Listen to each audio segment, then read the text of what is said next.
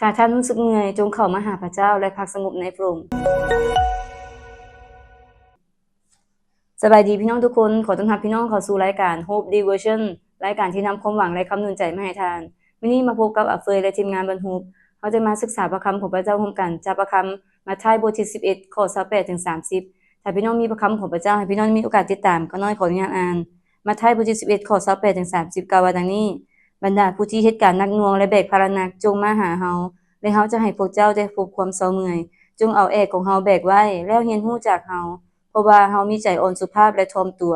และจิตใจของพวกเจ้าจะพบความเศร้าเมื่อยด้วยว่าแอกของเฮาก็พอเหมาะและภาระของเฮาก็เบา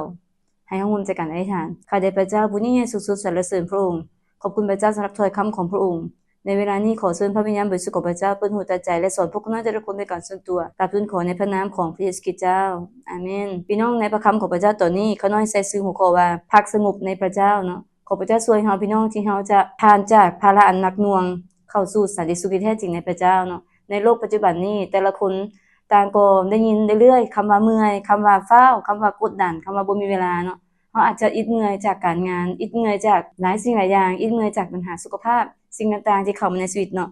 ถ้าเฮาแบ่งเป็นประเภทคนเนาะบ่จะเป็นนักเรียนนักศึกษาก็จะกดดันจากการเรียนการสอบเสงอนาคตที่ยังบ่เห็นภาพชัดเจนว่าอนาคตตัวเองจะเป็นจังได๋ถ้าคนหนุ่มวัยทำงานก็แล่นนำเป้าหมายเผชิญหน้ากับความเฮียนฮ้องต้องการในบ่อนเฮ็ดเวียกค่าครองชีพที่สูงขึ้นส่วนผู้ที่เป็นผู้ใหญ่แล้วเนาะมีครอบครัวแล้วก็จะแบกรับภาระอันหนักหน่วงในการเบิ่งแยงทุกคนทั้งเรื่องการเงินเรื่องสุขภาพเรื่องความมั่นคงของครอบครัวทุกคนต่างก็กำลังแบกภาระบางสิ่งบางอย่างอยู่ในปัจจุบันนี้ฉะนั้นพระเยซูคริสต์เจ้าต้องการกล่าวกับหัวใจของเฮาในวันนี้ว่าบรรดาผู้ที่เฮ็ดการหนักหน่วงและแบกภาระหนักจงมาหาพระองค์พระเยซูจะกล่าวกับเฮาในวันนี้เนาะ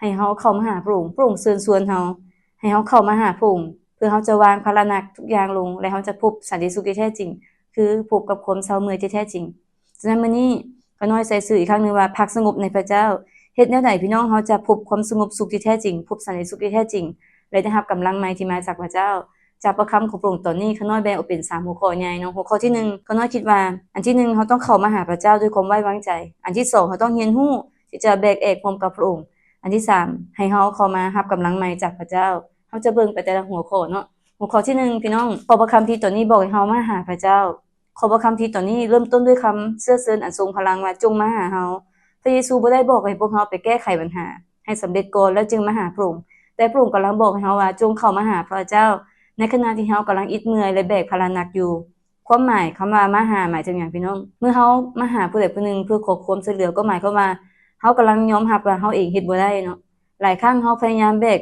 ปัญหาหลายอย่างไว้ด้วยกำลังของเฮาเองเฮาพยายามอยากแก้ไขด้วยตัวเองเนาะตัวอย่างนักเรียนนักศึกษาก็พยายามอ่านหนังสือจนมืดคืนเนาะบ่ยอมนอนไปทำงานก็คิดจนตึงเครียดว่าเฮ็ดจังได๋อนาคตของตัวเองจะดีขึ้นเนาะจะประสบผลสำเร็จในอายุที่ยังหนุ่มอยู่ในพระคำ1เปโตรบท5ข้อ7บอกกับพี่น้องว่าจงปาความกระวนกระวายของพวกเจ้าไว้กับพระเจ้าเพราะว่าพระเจ้าทรงห่วงใยพวกเจ้าอยู่อีกครั้งนึงพี่น้อง1เปโตรบท5ข้อ7กล่าวกับเฮาว่าจงปาความกระวนกระวายของพวกเฮาไว้กับพระเจ้าเพราะว่าพระเจ้าทรงห่วงใยพวกเฮาอยู่พี่น้องพระเจ้าทรงเฝ้าเบิ่งเฮาอยู่พระองค์รักเฮาและพระองค์อยากให้พวกเฮาจะบ่กระวนกระวายเกินไปในโลกนี้แต่เฮามีเวลาที่จะเข้ามาหาพระเจ้ามาพักสงบในพระองค์เพื่อจะรับกำลังใหม่มาจากพระองค์ถ้าข้าน้อยจะเปรียบเทียบให้พี่น้องเห็นภาพเนาะตัวอย่างข้าน้อยจะจับตุกน้ำตุกนึงไว้ในมือตอนที่ข้าน้อยจับทำอิฐนี่ก็อาจจะบ่หนักเนาะตุกน้ำนี่น้อยๆอาจจะบ่หนักบ่อิดเมื่อยถ้าพี่น้องจับไว้ประมาณ24ชั่วโมงหรือว่า 2-3 มื้อ1อาทิตย์จับไว้โดยที่บ่วางเลยนี่พี่น้องก็จะเริ่มอิดเมื่อยเนาะจับไว้ประมาณ1ชั่วโมงนี่ก็เริ่มเมื่อยละเริ่มชาละมือนี่แต่ถ้าเฮาจับไว้โดนกว่านั้นเฮาอาจจะเป็นอัมพาตก็ได้คือกันกับปัญหาในชีวิตของเฮาพี่น้องมันอาจจะบ่แม่นเรื่องใหญ่ในตอนทำอิฐเนาะแต่ถ้าเฮาแบกปัญหานั้นไว้ตลอดเวลาและบ่เคยวางปัญหานั้นลงต่อพระพักพระเจ้าเลยมันก็จะเฮ็ดให้จิตวิญญาณของเฮาเป็นอัมพาตการมาหาพระเจ้าคือการวางจอกน้ำหรือว่าการวางทุกน้ำแห่งปัญหาแห่งภาระนั้นลงในคำอธิษฐานในวันนี้พี่น้องพระเจ้ากำลังเชิญเฮาบรรดาผู้ที่อิดเมื่อยและแบกภาระหนักจงมาหาเฮาพระเจ้าบอกแล้วเฮาจะให้พวกเจ้าพบกับความเศร้าเมื่อยพี่น้องกำลังแบกภาระหยังอยู่ในวันนี้ให้พี่น้องเข้ามาหาพระเจ้ามอบปัญหาเหล่านั้นไว้กับพระองค์เพราะพระองค์ทรงห่วงใยพวกเฮาอยู่และข้อที่2พี่น้องจงเรียนรู้ที่จะแบกเอกของกับพระองค์อยู่ในข้อที่29นะได้กล่าวไว้ชัดเจนพระเยซูกล่าวว่าจงเอาเอกของเฮาแบกไว้แล้วเรียนรู้จากเฮาคำว่าเอกพี่น้องแม่นหยังในสมัยพระคัมภีร์เดิมคำว่าเอกน่ะคือไม้ที่ใช้ซุกคองัว 2ตัวเพื่อลากเกวียนเนาะในการที่จะลากเกวียนหรือว่าในการจะไถนาปกติแล้วเอกนี่จะต้องใช้งัวอยู่2ตัวในการที่จะแบกเอกตัวนี้ฉะนั้นเมื่อพระเจ้ากำลังกล่าวว่าพระเยซูกล่าวว่าจงเอาเอกของเฮาแบกไว้แล้วเห็นฮู้จักเฮาพระองค์กำลังหมายความนั่นแหละหมายความว่าให้เฮาเข้ามาหาพระเยซูให้เฮามาพึ่งพาในพระองค์ที่เฮาจะบ่แบกปัญหาที่เฮาจะบ่เสริญชีวิตบ่ประเสริญชีวิตในโลกนี้ด้วยตัวเฮาเองการที่เฮาเข้ามาหาพระเจ้าเป็นการเรียนรู้จากพระองค์พระเยซูจะบ่ได้ปล่อยให้พวกเฮาแบกเอกคนเดียวพี่น้องพระองค์กำลังเชิญเฮาให้มายืนเคียงข้างพระองค์ให้เฮามาซุบเอกร่วมกันกับพระองค์ในวันนี้พี่น้องถ้าก็น้อยขออนุญาตเปรียบเทียบเนาะตัวอย่างว่างัวที่แข็งแรงเปรียบเหมือนพระเยซูแล้วงัวที่อ่อนแอเป็นตัวเฮาเองเวลาที่แบกเอกไปเนาะหรือว่าลากเกวียนไปงัวตัวที่แข็งแรงจะเป็นผู้ลากปัญหาภาระส่วนใหญ่ไปเองถ้าเฮามาเทียมเอกกับพระเจ้าไว้วางใจในพระองค์ถึงเฮาจะประเสริฐปัญหาใดก็ตามพระเจ้าจะเป็นผู้แบกเอกแล้วนั่นร่วมกับเฮาบางครั้งเฮาอาจจะอิดเมื่อยอ่อนแรงเฮาอาจจะก้าวต่อไปบ่ได้แล้วแต่พระเจ้าคือพระเยซูคริสต์พระองค์ทรงเป็นพระเจ้าผู้มีฤทธิ์อำนาจสูงสุดพระองค์มีกำลังมีฤทธิ์อำนาจทุกอย่างพระองค์จะเป็นผู้พาเฮาผ่านปัญหาเหล่านั้นไปพี่น้องเมื่อเฮาแบกเอกร่วมกับพระองค์จะสอนเฮาพี่น้องพระองค์บอกว่าจังได๋พระองค์บอกว่าจงเรียนรู้จักเฮาเนาะเพราะว่าพระองค์เป็นผู้ที่มีใจอ่อนสุภาพและถ่อมตัวลงให้เฮารู้จักชีวิตที่พอเหมาะชีวิตที่พอเพียงพี่น้องเมื่อเฮาก้าวเดินไปกับพระเยซูพระองค์จะสอนเฮาให้รู้ว่าเวลาใดควรเฮ็ดเวียกพี่น้องเวลาใดควรพักผ่อนพระองค์จะสอนให้เฮาให้มีใจอ่อนสุภาพและถ่อมตัว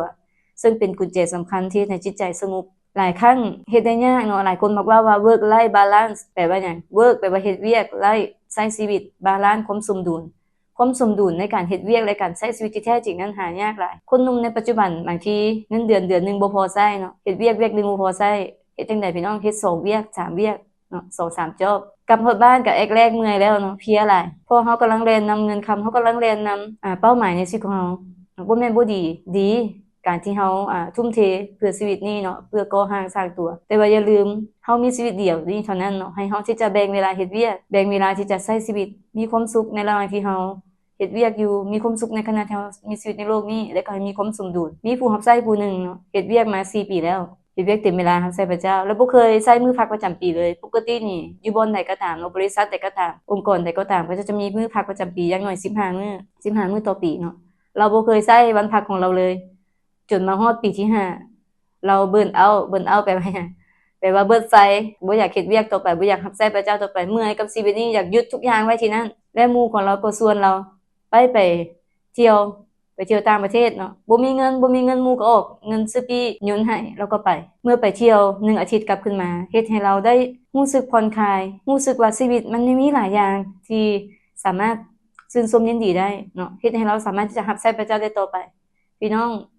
งถ้าพี่น้องบ่เคยพักประจำปีเลยข้าน้อยอยากหนุนใจพี่น้องให้มีโอกาสพักประจำปีถ้าพี่น้องบ่เคยใช้เวลากับคนที่พี่น้องรักเลยหลายคนเนาะหลายครั้งเขาบอกกับคนในครอบครัวเขาว่าเฮารักเขาเจ้าเฮ็ดเวียกทุกอย่างกับเพื่อเขาเจ้าข้าน้อยก็มีลูกเนาะ3คนหลายครั้งข้าน้อยก็คิดว่าข้าน้อยเฮ็ดเวียกทุกอย่างกับเพื่อลูกแต่บ่มีเวลาให้ลูกเลยเนาะเฮ็ดเวียกตลอดเนาะเฮาแฮงวันเสาร์อาทิตย์ก็เวียกอยู่โบสถ์วันธรรมดาก็มาเวียกที่โรงการแต่ข้าน้อยขอบคุณพระเจ้าที่โรงการพวกเฮาเดี๋ยวนี้ 2-3 ปีผ่านมาเฮามีวันพักทุกๆอาทิตย์คือวันจันทร์เนาะเป็นวันที่เฮาได้มีโอกาสบาลันซ์คือมีความสมดุลในการเฮ็ดเวียกอย่างน้อยก็จะมีมื้อพักมื้อนึงที่เฮาจะทบทวนถึงภาระหนักของเฮา1อาทิตย์ที่ผ่านมามอบไว้กับพระเจ้าพี่น้องขอพระเจ้าช่วยเฮาฟิลิปปบท4ข้อ6ถึงข้อ7กล่าวว่าอย่าทุกข์ร้อนใจด้วยสิ่งใดเลยแต่จงทูลเรื่องความปรารถนาทุกอย่างของเฮาต่อพระเจ้าด้วยการภาวนาอธิษฐานด้วยการอ้อนวอนทูลขอด้วยจิตใจโมทนาขอบพระคุณและสันติสุขอันมาแต่พระเจ้าซึ่งเกินความเข้าใจจะเฝ้ารักษาจิตใจและความคิดของเจ้าทั้งหลายไว้ในพระเยซูคริสต์ขอพระเจ้าช่วยเฮาพี่น้องอย่าให้เฮาทุกข์ร้อนใจด้วยสิ่งใดเลยให้เฮาทูลความปรารถนาของเฮาปรารถนาอยากให้พระเจ้าเฮ็ดหยังบอกกับพระเจ้าแทนที่จะบอกปัญหากับพระองค์แต่บอกความปรารถนาว่าเฮาอยากให้พระเจ้าช่วยหยังเฮ็ดหยังพี่น้องเมื่อเฮาบอกกับพระเจ้าเฮาวิงวอนด้วยความไว้วางใจด้วยจิตใจโมทนาขอบพระคุณว่าพระเจ้าพระองค์จะช่วยข้าน้อยและเมื่อเฮาเฮ็ดแบบนั้นพี่น้องในฟิลิปปบท4ข้อ7นั้นบอกว่าแล้วสันติสุขซึ่งเกินความเข้าใจอันมาจากพระเจ้าจะเฝ้ารักษาจิตใจและความคิดของเราทั้งหลายไว้ในพระเยซูคริสต์ทุกอย่างเริ่มมาจากใจพี่น้องขอให้จิตใจของเฮาได้เข้ามาหาพระเจ้าในวันนี้ให้เฮาเข้ามาเทียมเอกกับพระองค์มาเทียมเอกกับพระเจ้าผู้ที่ห่วงใยเฮาพระเจ้าผู้ที่มีฤทธิ์อำนาจและสามารถช่วยเฮาได้ทุกอย่างให้เฮาเข้ามาพักใจในพระองค์คนหนุ่มหลายคนนักเรียนหลายคนอาจจะรู้สึกอิดเมื่อยเพราะว่ากำลังแบกเอกของโลกนี้เนาะเฮาบ่ได้แบกเอกของพระเยซูคริสต์ที่แท้จริงในฐานะที่เฮาเป็นคริสเตียนเฮากำลังแบกเอกของการแข่งขันเอกของความอยากเด่นอยากดังเอกของการเปรียบเทียบกับคนอื่นในโซเชียลมีเดียเลื่อนไป ใน Facebook เขียนชีวิตของคนอื่นดีแต่ชีวิตของเฮาเป็นเหมือนยังอยู่บนเก่าในมื้อนี้พี่น้องให้เฮาเปลี่ยนที่จะแบกแอกของพระเยซูคริสต์แอกของโลกเนาะอาจจะเป็นการแข่งขันความอยากเด่นอยากดังต่างๆการเปรียบเทียบกันแต่แอกของพระเยซูคือความรักความสงบสันติสุขที่แท้จริงพี่น้องเฮาเลือกที่จะแบกแอกของพระองค์เมื่อเฮาเฮ็ดเวียกเมื่อเป้าหมายในชีวิตของเฮาเพื่อถวายเกียรติแด่พระเจ้าและบ่แม่นเพื่อแข่งขันกับคนอื่นและเมื่อเฮาเฮ็ดสิ่งต่างๆบ่แม่นเพื่อเปรียบเทียบกับคนอื่นภาระของเฮาจะเบาลงทันทีขอพระเจ้าช่วยเฮาพี่น้องอันสุดท้ายพี่น้องให้เฮาเข้ามาหาพระเจ้าและรับการเสริมกำลังใหม่มาจากพระองค์จงรับกำลังใหม่จากพระเจ้าในการพักสงบอยู่ต่อหน้าพระพักของพระเจ้าผลของการมาหาพระเจ้าและแบกแอกร่วมกับพระองค์พี่น้องถ้าพี่น้องเข้ามาหาพระเจ้าด้วยความไว้วางใจและพี่น้องเข้ามาเทียมแอกกับพระองค์ผลของมันคือพี่น้องจะพบความสงบสุขในจิตใจความสงบสุขนี้บ่ได้หมายถึงการบ่มีปัญหาเด้พี่น้องแต่คือความสงบสุขท่ามกลางพายุพี่น้องเฮาก็ยังจะพบปัญหาอยู่แต่ว่าท่ามกลางปัญหาท่ามกลางพายุเหล่านั้นเฮาจะพบสันติสุขในพระเจ้าในภาษาเดิมพี่น้องกันพักสงบหรือว่าการนิ่งอยู่เนาะภาษาเดิมแม่นการพักพิงซึ่งการพักพิงหมายถึงหยังพี่น้องการพักพิงหมายถึงการหยุดพักเพื่อฟื้นฟูซึ่งภาษาอังกฤษใช้คำว่า recharge เนาะ recharge นี่เหมือนกันกับคำที่เฮาใช้ปัจจุบันนี่เอิ้นว่าซากเนาะการซากการที่พี่น้องหยุดพักสงบในพระเจ้าแม่นการพี่น้องเข้ามาพักพิงในพระเจ้าหรือว่าเป็นการที่พี่น้องเข้ามาซากไฟในพระเจ้าถ้าโทรศัพท์มือถือพี่น้องที่พี่น้องใช้อยู่นี่นะมื้อนึงต้องได้ซากเด้พี่น้องเนาะต้องซากทุกมื้อถ้าโทรศัพท์มือถือนี่ต้องเสียบสายซากแบตเตอรี่ทุกมื้อจิตวิญญาณของเฮาก็ต้องการซากแบตเตอรี่จากพระเจ้าคือกันโดยผ่านการอ่านพระคัมภีร์ผ่านการอธิษฐานใช้เวลาส่วนตัวกับพระเจ้าพี่น้องสิ่งเหล่านี้จะชาร์จแบตไฟวิญญาณของเฮาได้ในพระคัมภีร์เอสายาห์บท40ข้อ29ถึง30สัญญากับเฮาว่าเมื่อเฮาเข้ามาสากแบตในพระเจ้าเนาะพระองค์จะเสื้อสู้กำลังคนที่อิดเมื่อยอ่อนแรงและให้ความเข้มแข็งแก่ผู้ที่ขาดกำลังแต่พวกที่รอคอยไว้วางใจในพระเจ้ายาเวห์จะได้รับการเสริมกำลังให้แรงขึ้นใหม่พวกเขาจะบินขึ้นด้วยปีกดังนกอินทรีบินไปพวกเขาจะแล่นได้และบ่อิดเมื่อยอ่อนแรงพวกเขาจะย่างไปและบ่อิดอ่อนเพลียลงจักเทื่อพี่น้องภาพเปรียบเทียบของเฮานกอินทรีท่ามกลางพายุเนาะเมื่อมีพายุใหญ่พัดเข้ามานกชนิดอื่นนี่จะบินหนีไปแต่มีนกชนิดหนึ่งที่จะกางปีกออกด้วยความมั่นคงและปล่อยให้กระแสลมของพายุนั้นนี่พัดตัวมันสูงขึ้นไปอยู่เหนือพายุปัญหานกนั้นคือนกอินทรีเช่นเดียวกันพี่น้องคนที่พักพิงในพระเจ้าจะบ่ถูกปัญหาเหยียบย่ำแต่พระเจ้าจะช่วยเขาให้ใช้พายุของชีวิตเป็นโอกาสในการเติบโตและเห็นความยิ่งใหญ่ของพระเจ้าสรุปแล้วพี่น้องให้เฮาเข้ามาหาพระเจ้าเทียมแอกกับพระองค์และรับกำลังใหม่ที่มาจากพระองค์เมื่อเฮาเข้ามาหาพระองค์พักสงบในพระองค์เฮาจะเห็นว่าเฮาจะบ่ได้ประเสริฐปัญหาในโลกนี้ด้วยตัวเฮาเองและคำสัญญาในมัทธิวบทที่11ข้อ28ถึง30นั้นจะเป็นของเฮาคือบรรดาผู้ที่อิดเมื่อยและแบกภาระหนักให้มาหาพระเจ้าพระองค์จะให้พวกท่านได้พบความเสมอยเพราะว่าแอกของพระองค์ก็พอเหมาะและภาระของพระองค์ก็เบาแล้วจิตใจของเฮาจะได้รับความเสมอยที่แท้จริงพี่น้องที่รักความอิดเมื่อยทางร่างกายพักผ่อนคืนเดียวก็จะหายได้แต่ความอิดเมื่อยทางจิตใจบ่มีโรงแรม5ดาวใดหรือว่าวันพักหยุดยาวใดที่สามารถเยียวยาได้นอกจากพระเยซูคริสต์ให้เฮาเข้ามาหาพระเจ้าให้เฮาเข้ามาหาพระเยซูคริสต์ได้รับการปิ้นปัวความอิดเมื่อยอ่อนล้าในจิตใจจากพระองค์ถ้าพี่น้องเป็นนักเรียนจงมอบความกังวลกระวายเรื่องอนาคตที่บ่มั่นคงไว้กับพระเจ้าถ้าพี่น้องเป็นวัยทำงานให้พี่น้องที่จะเฮ็ดเวียกเต็มที่อย่าลืมพี่น้องที่จะมีความสุขในขณะที่พี่น้องเฮ็ดเวียกเนาะ work life balance ให้มีความสมดุลและอย่าลืมว่าให้พระเยซูคริสต์เป็นที่1เป็นผู้นำในชีวิตของพี่น้องและถ้าพี่น้องเป็นผู้ใหญ่ผู้ที่มีครอบครัวแล้วพี่น้องกำลังแบกปัญหาหลายอย่างอยู่พระเจ้าทรงรู้พระองค์พร้อมที่จะแบกปัญหาร่วมกันกับท่านเนาะให้เฮาร่วมใจกันอธิษฐานที่จะบอกกับพระเจ้าให้เฮาเปลี่ยนจากการจมในวันนี้เป็นการอธิษฐานให้เฮาเปลี่ยนจากความกังวลมาเป็นความไว้วางใจในพระคัมภีร์เพลงสรรเสริญบทที่46ข้อ10บอกว่าจงเงียบสงบอยู่และจงรู้เถิดว่าเฮาคือพระเจ้าฮีบรูบท13ข้อ5พระเจ้าสัญญาว่าเฮาจะบ่ปราเจ้าหรือทิ่มเจ้าเสียจักเทื่อให้พวกเฮาเข้ามาหาพระเจ้าในวันนี้พักสงบในพระหัตถ์พระองค์และจงรู้เถิดว่าผู้ที่อยู่กับเฮานั้นคือพระเจ้าและพระองค์จะบ่ปราทิ่มเฮาจักเทื่อพระองค์จะเดินเคียงข้างพวกเฮาและเฮาจะผ่านทุกสิ่งไปได้โดยพระองค์ผู้ทรงสู้กำลังพวกเฮาให้เฮาได้บอกกับพระเจ้ามอบปัญหาทุกอย่างให้กับพระองค์พร้อมกันในคำอธิษฐา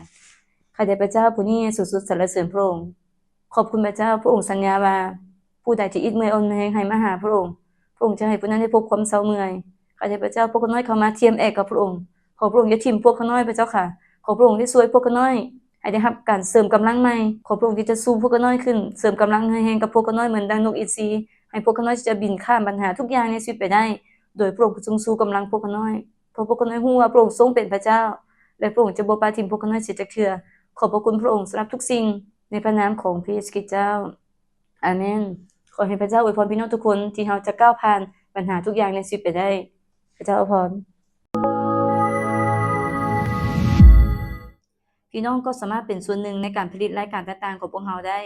ด้วยการกดไลค์กดแชร์กด Subscribe อธิษฐานเพื่อและถวายทรัพย์เพื่อสนับสนุนพันธกิจของพระเจ้า เพื่อเฮ็ดให้ถ้อยคำของพระเจ้าไปถึงทุกคน ขอให้พระเจ้าอวยพรพี่น้อง